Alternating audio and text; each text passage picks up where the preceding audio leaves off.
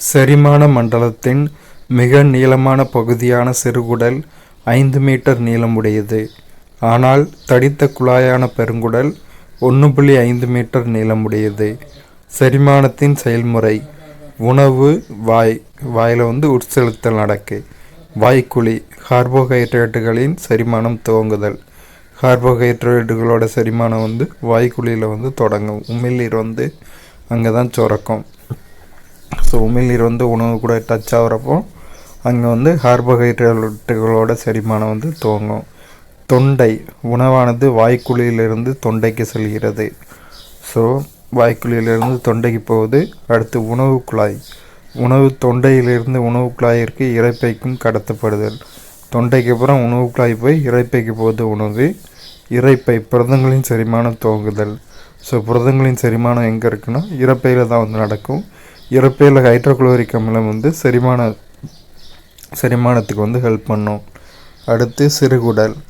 கார்போஹைட்ரேட்டுகள் புரதங்கள் கொழுப்புகளின் செரிமானம் நிறைவடைதல். ஸோ கார்போஹைட்ரேட்டுகள் புரதங்கள் கொழுப்புகளோட செரிமானம் நிறைவடையுது. சிறுகுடல் சிறு துகள் போன்ற பொருட்கள் உறிஞ்சப்படுதல். சிறுகுடலில் சிறு துகள் போன்ற பொருட்கள் உறிஞ்சப்படுது. பெருங்குடலில் நீர் மற்றும் கனிமங்கள் உறிஞ்சப்படுதல். நீர் மற்றும் கனிமங்கள் குடல் உறிஞ்சிகள் மூலம் உறிஞ்சப்படுகிறது. இந்த சிறுகுடல் பெருங்குடலிருந்து ரத்தம் சப்ளை ஆகுது. மலவாய் வழியாக வெளியேற்றப்படுகிறது. அவ்வளோதான், கழிவாக வெளியேற்றப்படுகிறது. ஸோ இன்னொரு வாட்டி பாருங்கள். உணவு வாய்க்குழி, தொண்டை, உணவு குழல், இரைப்பை, சிறுகுடல், பெருங்குடல், மலவாய், கழிவு.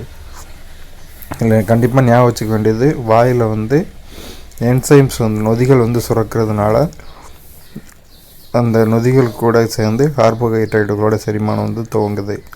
அடுத்து இரைப்பையில் புரதங்களின் செரிமானம் துவங்குது. இரைப்பையில் ஹைட்ரோகுளோரிக் அமிலம் HCl செரிமானத்துக்கு ரொம்ப பயன்படுது.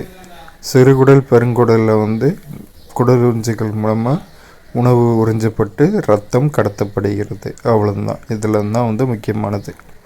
சிறுகுடல் 5 to 7 மீட்டர் நீளமுடையது. பெருங்குடல் 1.5 மீட்டர் நீளமுடையது.